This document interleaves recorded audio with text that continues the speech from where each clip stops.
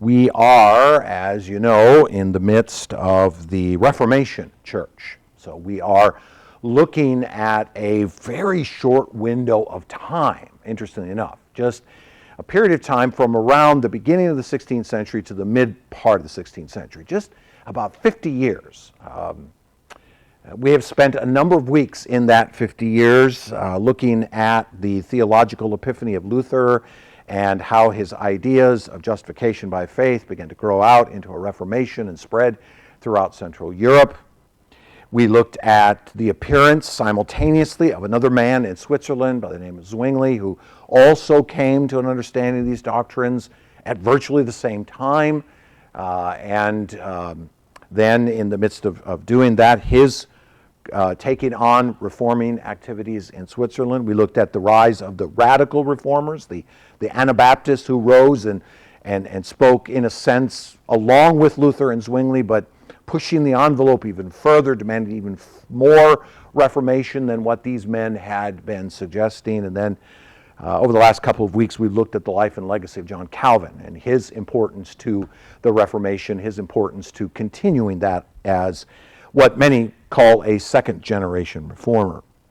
The movement of Lutheranism and Protestantism from Central Europe into Western Europe over that period of 50 years. A great movement of the Spirit of God throughout the church and throughout Western and Central Europe during this period of only about 50 years. Again, contrast that to 1,400 years prior to that the church had been around, that the Lord did all of this in just this very short window of time. So, as we continue our examination of the Reformation Church, then, we're going to have to decide what our next steps are, because here's the problem. We have so much that we could talk about from this point forward. It's almost impossible to really figure out even where to navigate. There's massive kinds of things we could be talking about. So we're going to need to narrow that down a little bit to get to a place of some reasonableness, because otherwise we'll be talking about the Reformation Church until the Lord returns. So we're going to shrink that a bit. There's a lot of parts of the Reformation that occurred in Europe that we could talk about. We could talk about how it moved into Spain. We could talk about how it moved into the Low Countries. We could talk about how it even moved to the East. We could talk about so many different players and so many different things that there's just too much. So what we need to do, I think, is focus our attention on the specific line of the Reformation that moves towards us, okay? I think that would be the best way to approach this. There's a lot of Reformation, or a lot of the consequences of the Reformation that are not really directly involving us, but there's a line that will, and I think that's the direction we ought to go. Not that those other things aren't important, extremely important. I mean, literally billions of people are affected by all the rest of the Reformation, but it's simply too much to deal with, and I don't want to pile so much detail on you that you eventually lose interest. The goal is to fix where we're at. So here's what we're going to do.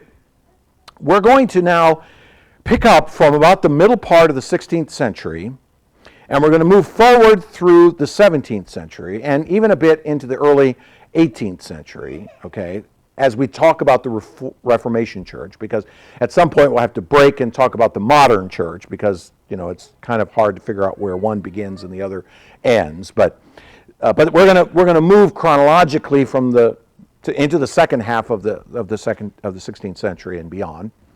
So to do that, we're going to move to the Reformation in England. Okay, the Reformation spread out of Central Europe west to Europe and Scotland. To England and Scotland. So we're going to move in that direction. So we're going to talk about the early Reformation in England, and then we're going to talk about the later Puritan Reformation that also occurred in England, okay? Then we're going to talk about the Catholic Counter-Reformation and the Council of Trent, which is important for us to talk about, because we need to understand, okay, how did the Catholic Church respond to the Reformation? They didn't just take it lying down, okay? Then we need to talk about the rise of other kinds of thinking that arose in these days. One would be, of course, the rise of Arminianism over against Calvinism. But we also need to talk about the rise of rationalism and empiricism, and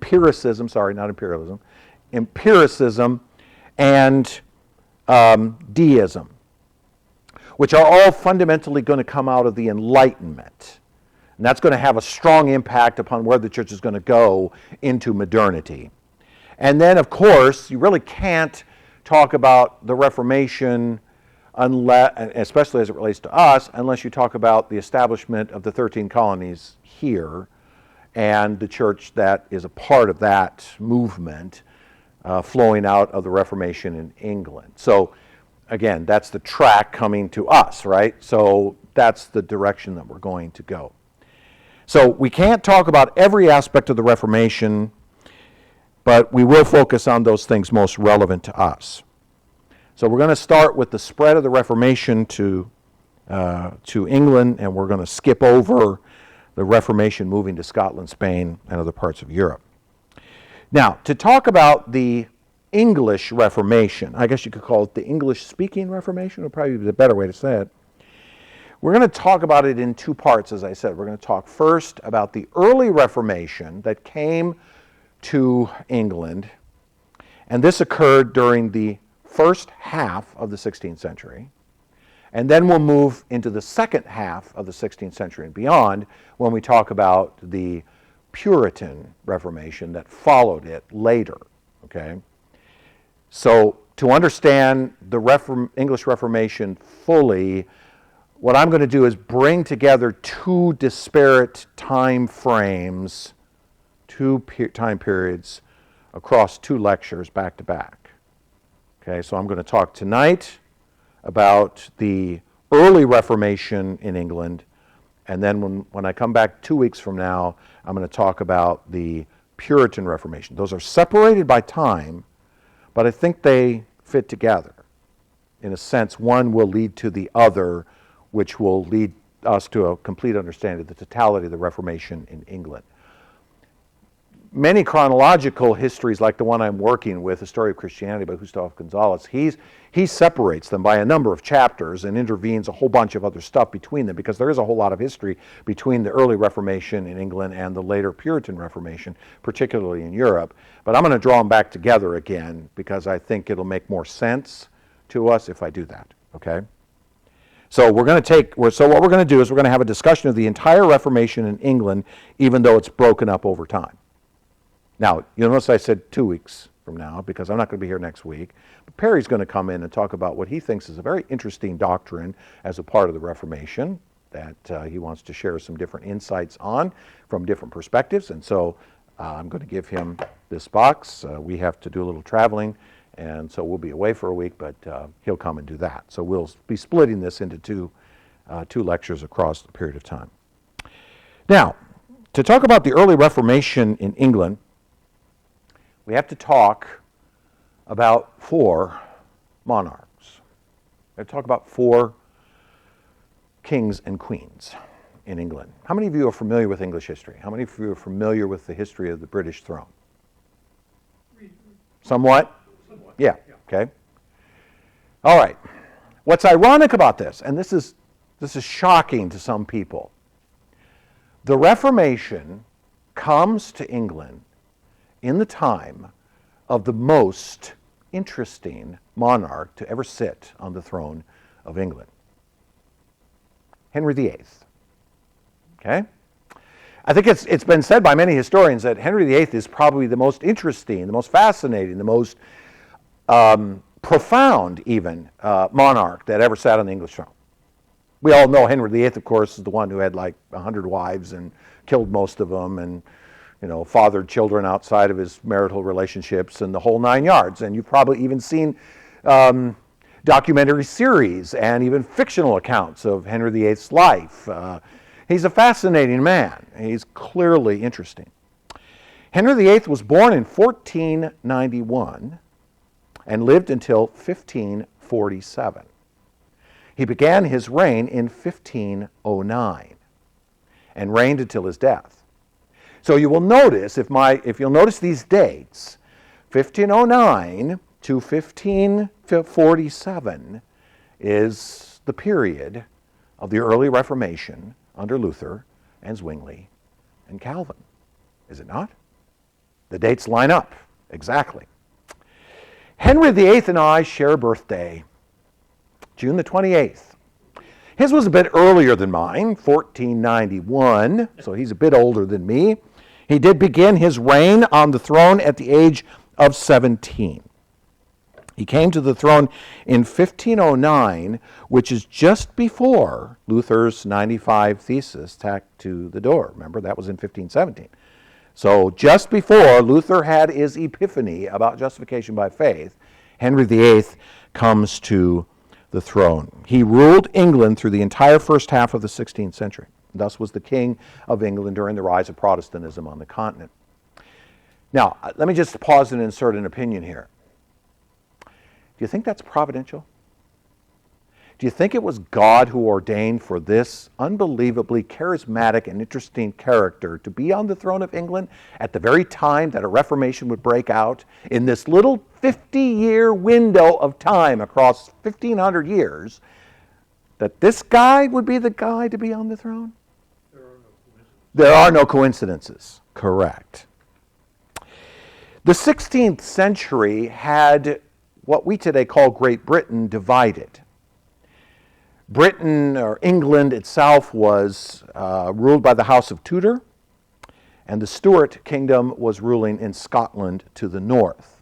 The relationship between the two nations at this point was one of war and enmity. It was bloody. It had been going on for centuries. The Scots had been pushing for their independence for a long time, managed to secure it in the days of William Wallace, and then later lost it again, and it's been an ongoing struggle between the two.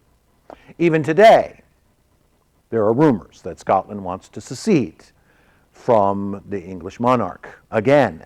It's been a constant battle on that island for a very long time. England at this time was an ally of Spain. Scotland was an ally of France. All right, so they both got their power from great powers outside of themselves. Henry Tudor was the third child and second son of King Henry the Seventh. King Henry the Seventh. Yeah, seventh. Yeah, I was confused there for a second. His father and his mother Elizabeth of York. His elder brother was a man by the name of Arthur, who was Prince of Wales. He had one older sister by the name of Margaret and a younger sister by the name of Mary. Now that Mary is technically Mary Tudor, but will not be the Mary Tudor we'll be talking about later in this lecture. Henry was, as most children were at that time, was baptized in the church by a man by the name of Richard Fox. He was the Bishop of Exeter, a Franciscan monk who had an order near the palace, and so he was baptized as all English babies were in those days, or most English babies were. Now, to seal the relationship between England and Spain, Henry VII, Henry VIII's father, arranged for his heir, Arthur, his firstborn son, to marry Catherine of Aragon, who was a daughter of Ferdinand and Isabella of Spain. You did that sort of thing in those days. You arranged a marriage with another powerful entity in order to establish an allyship, a relationship. And so Henry VII thought, I need to marry my son to this woman in order to secure a relationship between them. But Arthur died just 4 months after the wedding. Just 4 months. So Henry VII agreed at the suggestion of Ferdinand and Isabella to marry their daughter, Catherine, to her deceased husband's younger brother, Arthur's younger brother, who would be Henry VIII, all right, or Henry Tudor at this particular point, his second-born son. The problem was that church law prohibited marriage of a widow to the husband's brother. Canon law prohibited that at this point, and I'll explain why in a minute. So English representatives in Rome obtained a papal dispensation for the marriage to take place.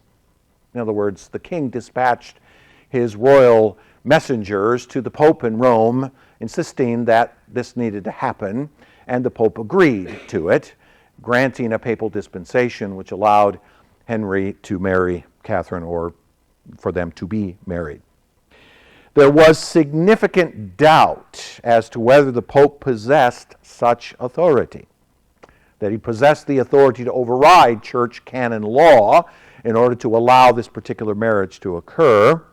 So the legality of the marriage hung as a shadow over it from this point forward. And that becomes significant as you understand what's about to take place.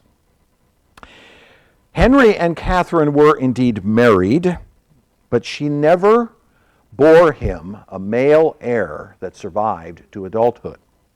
They had a number of children that died in childbirth or in very young age, but none of them survived to adulthood, and so they had no actual male heir for Henry to pass down his throne to when he would eventually ascend to it. Their only surviving adult child was Mary Tudor. Now again, it's not the same Mary as Henry's sister, but Mary Tudor was the only surviving child of Henry VIII in adulthood. So this perplexed Henry as to what to do.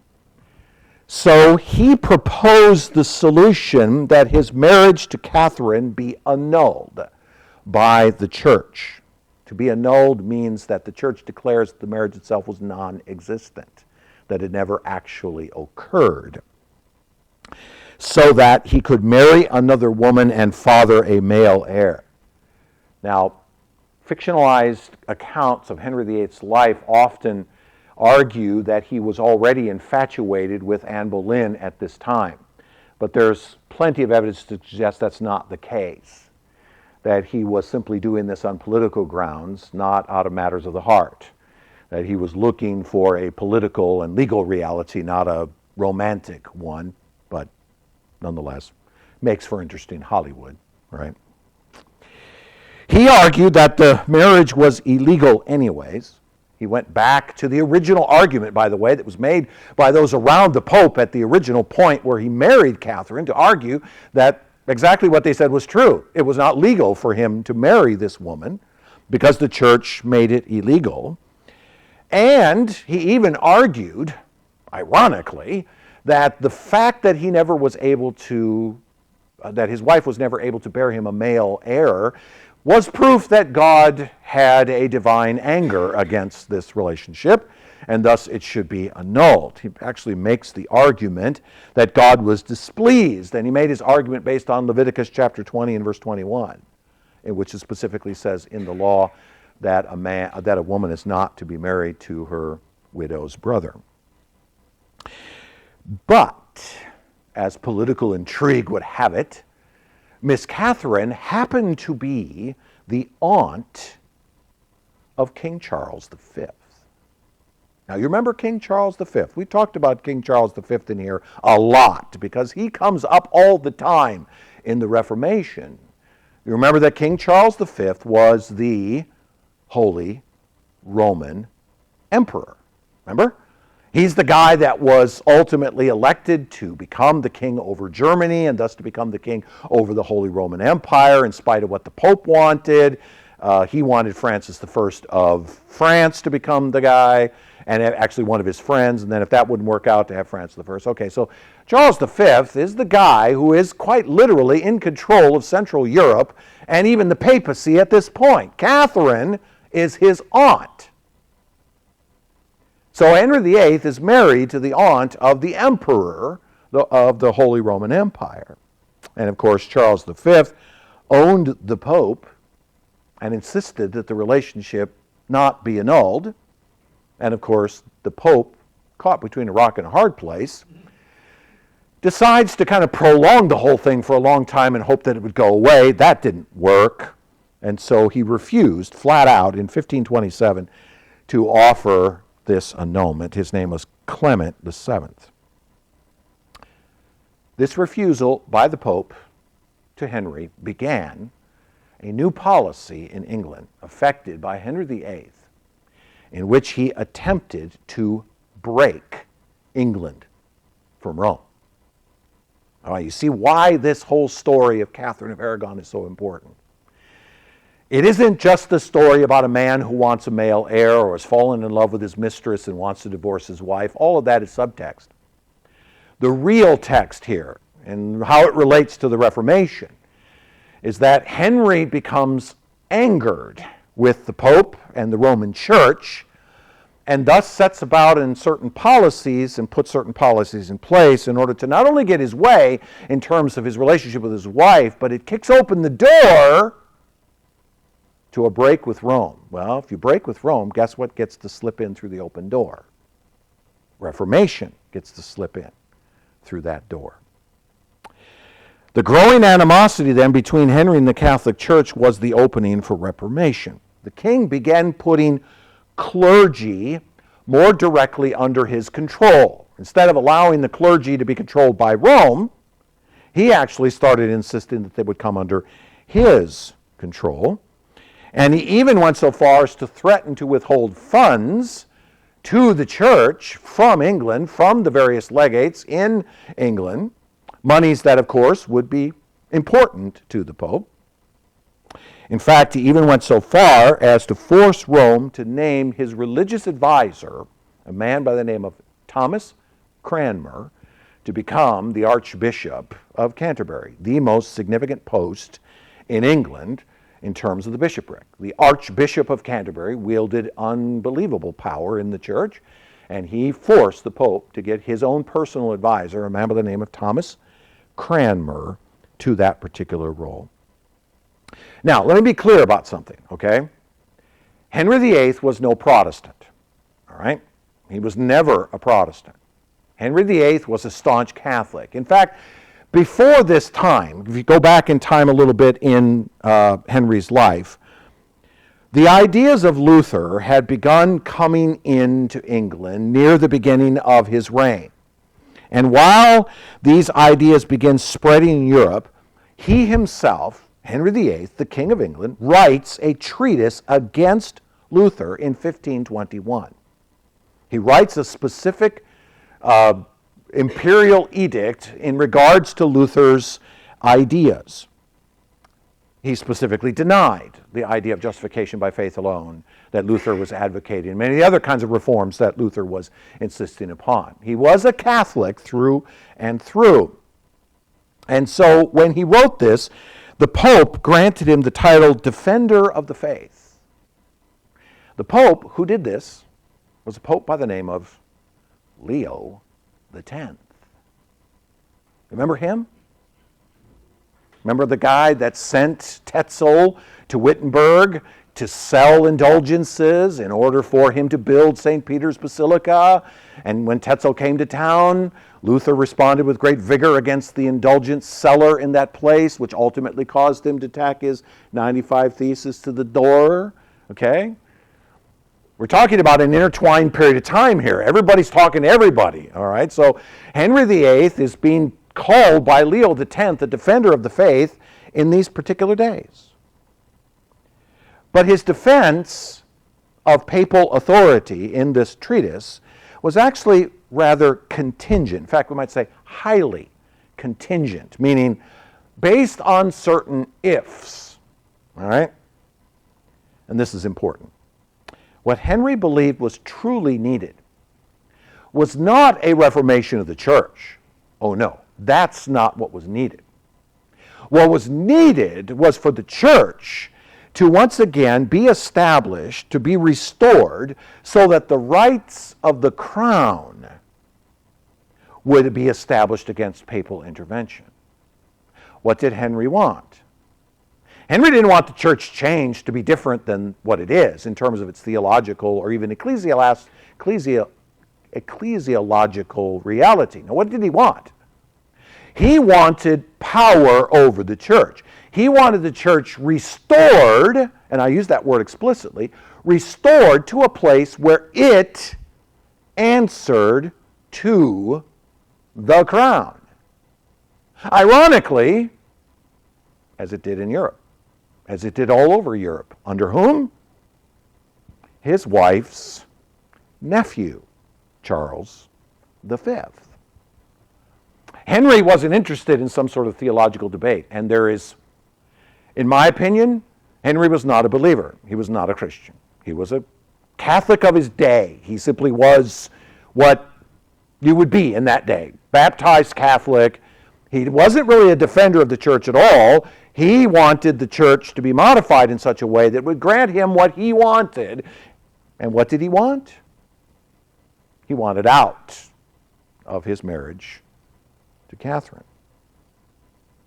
Now, at this point, of course, as Henry begins to push away from Rome and begins pushing England away from Rome, Lutheran ideas are circulating in England.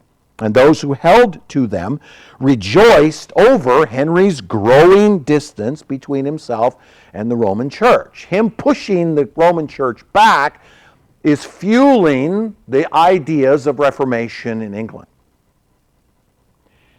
Wycliffe's program of Reformation, you remember 100 years earlier than Luther, had included the creation of a national church under the direction of civil authorities. Wycliffe had suggested that as a part of his Reformation. Break it away from popes and bishops and put it under civil control, which you remember is quite a bit like what you saw in Luther's day and even in Geneva in Calvin's day when the church was very much under a civil magistrate. That's why we call those guys magisterial reformers. You see. The break with Rome took place in 1534. Parliament, at the behest of Henry, enacted a series of laws forbidding payment of annates to Rome, that Henry's marriage to Catherine was null and void, and that the king was now the supreme head of the Church of England. In 1534, a new entity appeared. It's called the Church of England,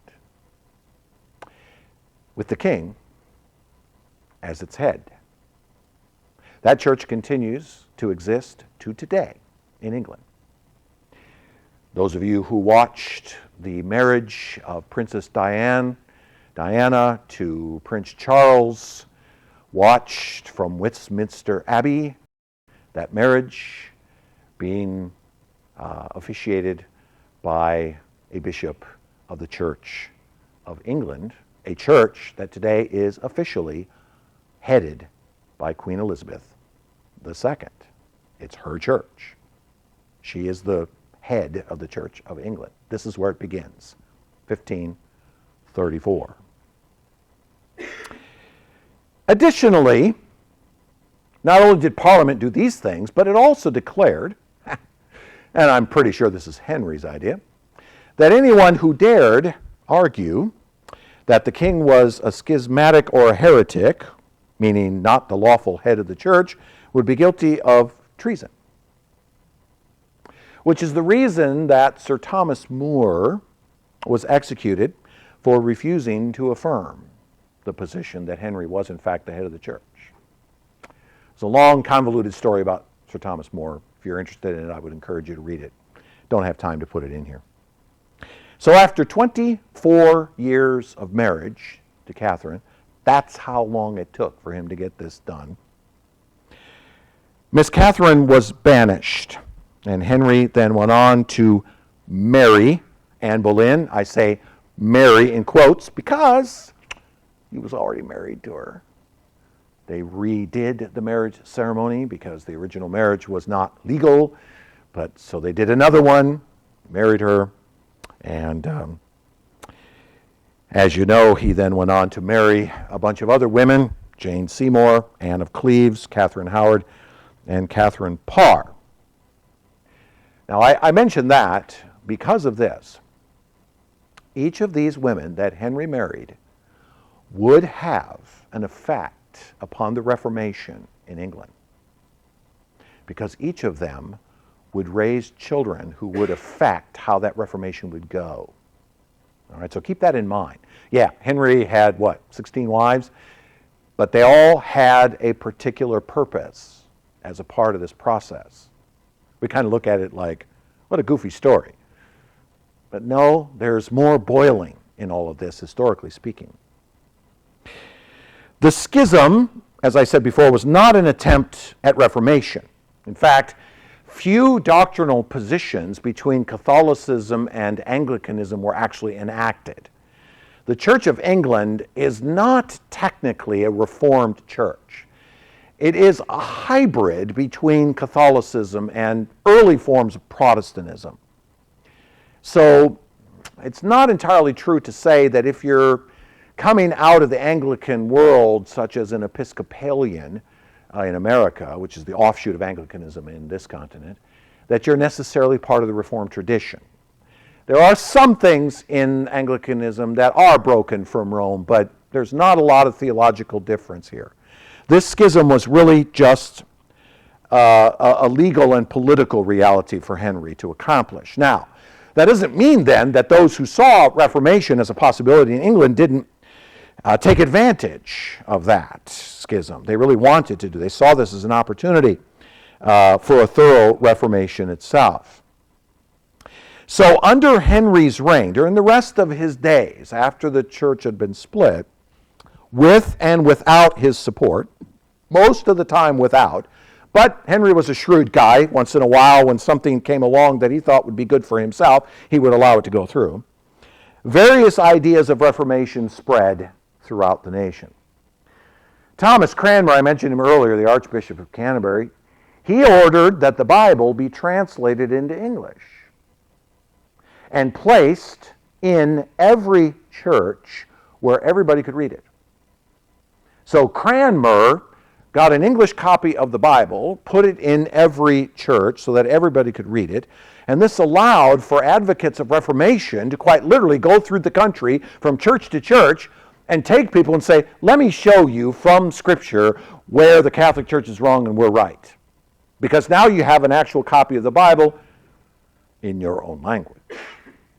In other words, at almost the exact time that Luther is writing or translating a copy of the Bible into German in Germany, Cranmer is having it translated in England into English at almost the same time.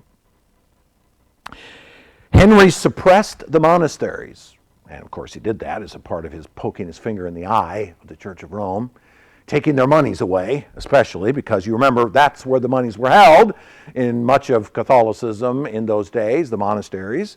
And so he took their funds and lessened their power. And this then lessened the so-called conservative wing with those supporting the Catholic Church. When I say conservative, I mean going back to the way it used to be, meaning we were Catholic once and we're not that anymore. So the conservative wing began to find its power being pulled out from under it just by virtue of the policy of Henry in suppressing the monasteries. The humanists, who were numerous and powerful also in England as they were in Europe, saw in Henry's policies an opportunity to achieve a Reformation without the excesses of the German Protestants, all that theological stuff about justification by faith and all that kind of stuff. Now we can get rid of that. What we really need is a true Catholic Church that doesn't have a bunch of corrupt people at the top. That's what we need to create. So they were looking to produce that kind of Reformation in England and saw this as an opportunity to do the same from that outpost. So the result of this is then, at Henry's death, the advocates of Reformation had ample support throughout England. Now again, let me just pause and point out something. At this point, the Reformation in England is extremely infantile. There's very little to it. There's not much in the way of real Reformation going on. But remember, we're talking about 1547 here.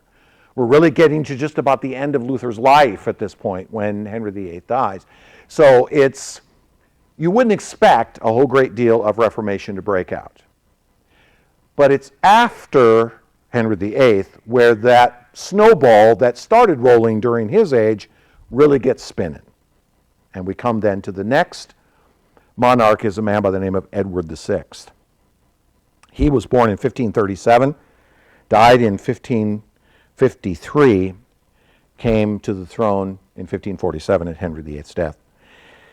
Edward was the only male heir of Henry VIII, the only male heir born to Henry VIII of all the wives that he had. He was born to Jane Seymour. He came to the throne at the age of 9. He never reached maturity. You will notice that his reign ended in 1547, which implies that he died at the age of 16. He never reached manhood. He was never an adult. So his realm was governed by a regency council, which was led at first by his uncle Edward Seymour, Jane's brother. He was raised as a Protestant. The son of Henry VIII, a staunch Catholic, was raised by Jane Seymour, his mother, as a Protestant because Jane was a Protestant. Remember I said earlier that these women had effect upon the direction the Reformation would go? They're not just throwaway people in some story about the romantic life of Henry VIII. There's more going on here. Edward was raised as a Protestant due to the influence of his mother, and this furthered the causes of Reformation in England. Because his uncle, who was leading the regency at first, was also a Protestant, he was able to, through Edward, because Edward is still a child, use the position of Edward to advance certain Reformation causes in England at the time, after Henry's death. The cup in communion, meaning the cup of the table, was restored to the laity. Remember, that was one of the things that Luther and others had dealt with in the European Reformation about restoring the cup in communion because it wasn't being offered to the laity during communion services on the continent. This guy puts it back in. Members of the clergy were allowed to marry. Again, that's a big deal in Europe. That was one of the things that Luther himself pushed for. And images were removed from the churches. Again, similar to the continent. In other words, many of the same kinds of things that were going on the continent related to the Reformation were also coming to England. And this is immediately after Henry VIII's death. Thomas Cranmer, still the Archbishop of Canterbury, published at this time something called the Common Book of Prayer. It is a liturgical outline in the Anglican community. It is an English-speaking liturgy. What is the language of the liturgy of the Catholic Church? Latin. This was the first liturgy in the common language for the people. We call it the Book of Common Prayer. It replaced the Latin rites in the Anglican Church with uniquely English ones. And in later editions of that Book of Prayer, which, by the way, still exists and is used today in the Anglican Church, in later editions, the influence of Zwingli is found in that document, in that liturgy. It's highly notable, particularly in the words of the minister in regards to the offering of the bread to the communicant. The man walks to the front to receive the bread in communion, right? Also to receive the cup, but to receive the bread. The priest, if you will, the Anglican priest in this case, in the initial version of the Book of Common Prayer said this, quote, "The body of our Lord Jesus Christ, which was given to thee, preserve thy body and soul unto everlasting life." In the Catholic Church, that's simply shortened to the body of Christ. When you walk to the front, stand before a priest in the Catholic Church, he holds the host up before you, and he says, the body of Christ, and you say, amen, because what you are agreeing to is that that host has been transubstantiated into the actual body of Christ. The later edition of the Book of Prayer said this, quote, "Take and eat this in remembrance that Christ died for thee, and feed on him in thy heart by faith with thanksgiving." That's a massive difference between the two. In this case, the Zwinglian influence is quite obvious. Zwingli, remember, argued with Luther about what the supper meant and how it was to be taken. Luther insisting that this was still sacramental in nature and that it was to be something that didn't necessarily infuse grace per se to salvation, but there was a salvific essence to it. Zwingli said, if you're going to be reformed, okay? You can't think of the supper that way anymore if you're going to think about justification by faith. That effect has come to England in the Common Book of Prayer. Under Edward's short reign then, just this short time, the leaders of the Reformist Party, increasingly inclined towards Reformed theology, were hopeful that their views would now become normalized in England. And what dates is Edward on the throne? He's on the throne in the life of John Calvin in Geneva. The Calvinistic thinking coming out of Geneva is finding its way across Europe and even into England, and there's Calvinistic tendencies now starting to make their way into England in the days of Edward VI, the son of Henry VIII.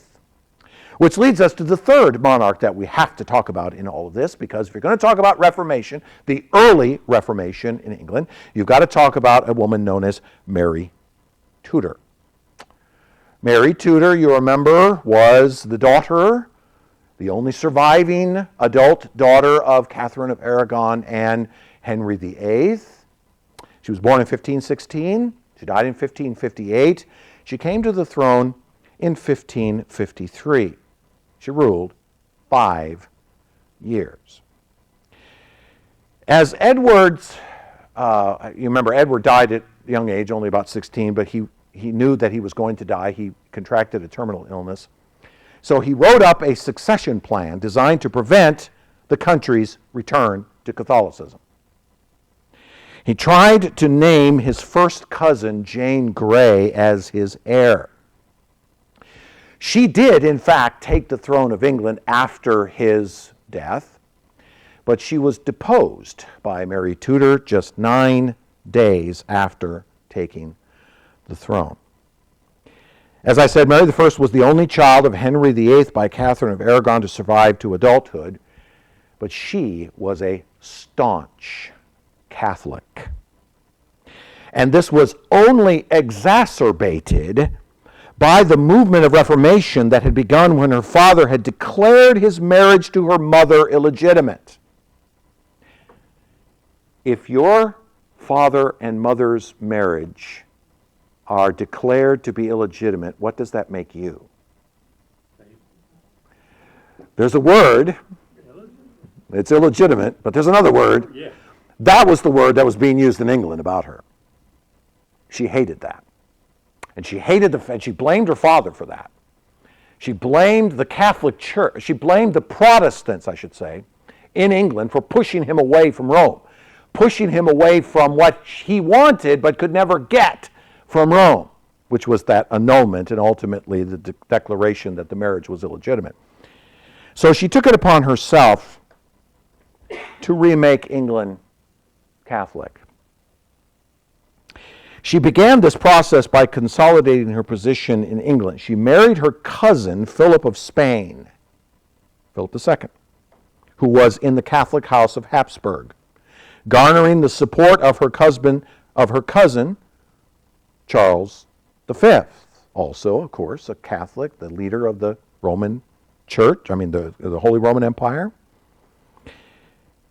and a number of conservative bishops who were deposed during the reign of Edward VI and even in Henry VIII's reign.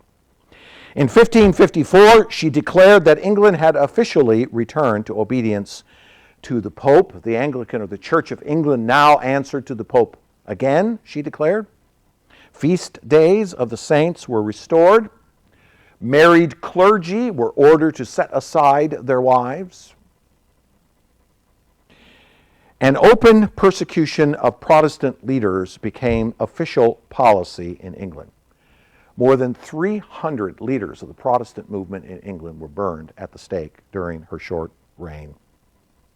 In fact, another gentleman by the name of John Fox had started early in the 16th century writing a book called Fox's Book of Martyrs.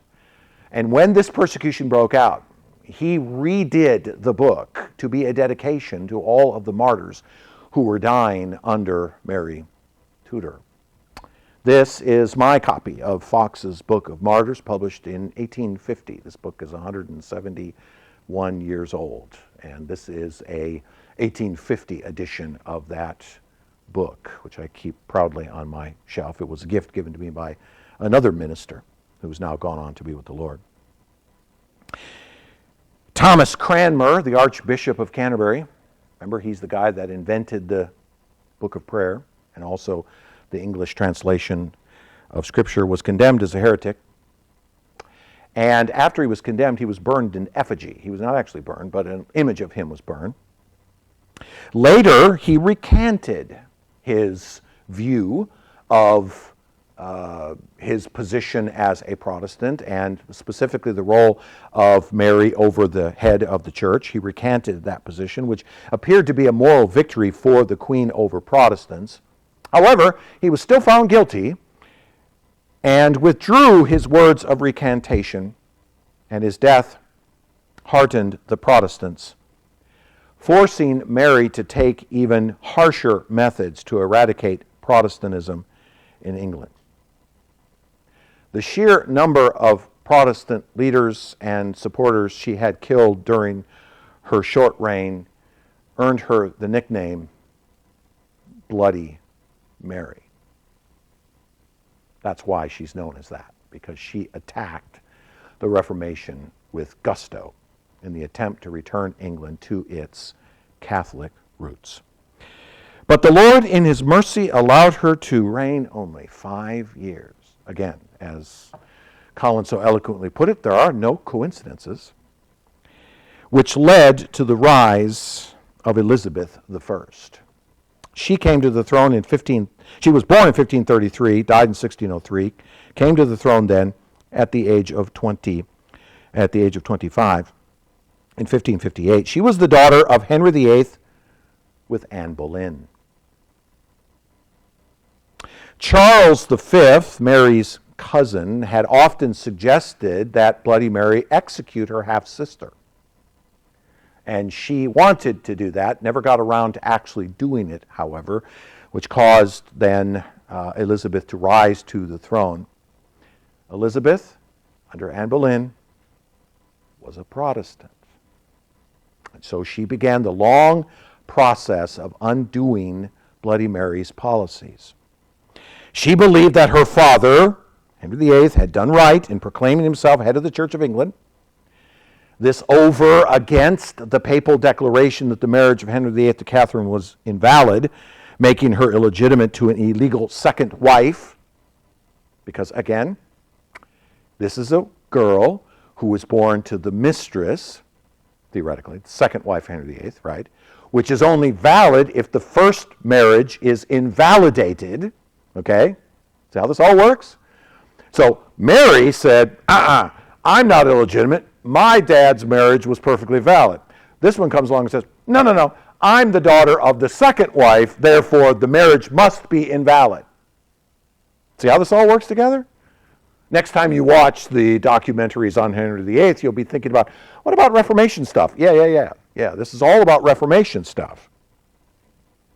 Many who had left the kingdom during Mary's persecution began to return, and guess what they were bringing with them? They had fled to the continent in order to escape the persecution, and guess what they were picking up? They were picking up Zwinglian and Calvinistic ideas that were now flourishing on the continent. Remember, this is somewhere between 1558 and 1603, the second half of the 16th century. So they're over there learning these things. Now they can come back because the new monarch on the throne is trying to reestablish the Church of England as a Reformed church or allow for Reformed ideas. Now, she was not a Protestant extremist. She desired a church whose practices were simply uniform. She wanted to unite the kingdom under a common worship, but with latitude for varying opinions. There was a new edition of the Church of Common Prayer that came out with a third view of this idea of the supper. I gave you the two quotes earlier. Now she just took them both and sort of combined them together to kind of create a middle ground between the two. And by the way, that's where the Anglican Church stayed until even modern times. She was accommodating both Lutheran and Zwinglian views in it. In 1562, the 39 Articles of the Church of England were established as its doctrinal foundation. So the equivalent of the 39 Articles would be the Westminster Confession of the Presbyterian Church or the Second Baptist Confession of the Baptist Church. Okay, both, by the way, coming out of England. We'll see that later. The 39 Articles are simply the definition of the doctrinal position of the Anglican Church. They have been modified slightly since those days, but they're pretty much in place from 1562. And they're designed to try to find a somewhat centrist position. We call it a via media. How do I get between this extreme and this extreme in terms of what we believe? So let's kind of be in the middle, which very much explains why the Anglican Church can't take a stand on anything, even to today, because it's designed to be sort of a middling thing.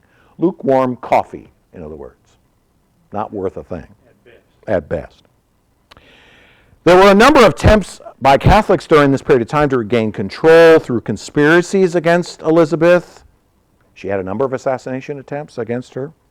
As a result, many Catholics were executed during this particular period of time, including her cousin, Mary Stuart of Scotland, who had attempted a coup against her. In fact, what's ironic here is that the total number of people who were executed during the reign of Elizabeth pretty much equaled that of her predecessor, Bloody Mary. The difference, however, is that Elizabeth's reign was 10 times longer. So 5 years versus 50 years is a big deal in terms of, okay, we kill 300 people in 5 years. It's a whole lot different than killing 300 people in 50 years. And it was during her reign that the Puritans began to rise in England, inspired by these Calvinistic ideas that are coming across from the continent. Remember, the Puritans were those who insisted on the need to restore the pure practices and doctrines of the New Testament. If you're going to be reformed, let's be reformed. And the Puritan movement would be, I would think, the Zwinglian movement in Lutheranism, and probably the Anabaptist movement over against the Calvinistic movement under Calvin. The Puritan movement would be the movement in England to move the church to total Reformation. But that is going to come up later, historically. So what we'll do is we'll look at a later Reformation in England under the Puritans in our next lesson, which will also describe the creation, the establishment of the Presbyterians, the Baptists, and the Congregationalists in England as the three main branches of the Reformed Church there. But that will be next time. Questions? See, what I tried to do is give you a bit of British history, but from an entirely Reformation perspective rather than from a romantic perspective. Because nobody wants to make a movie about the Reformation in England. When they make a movie about Henry VIII and his 18 wives, right?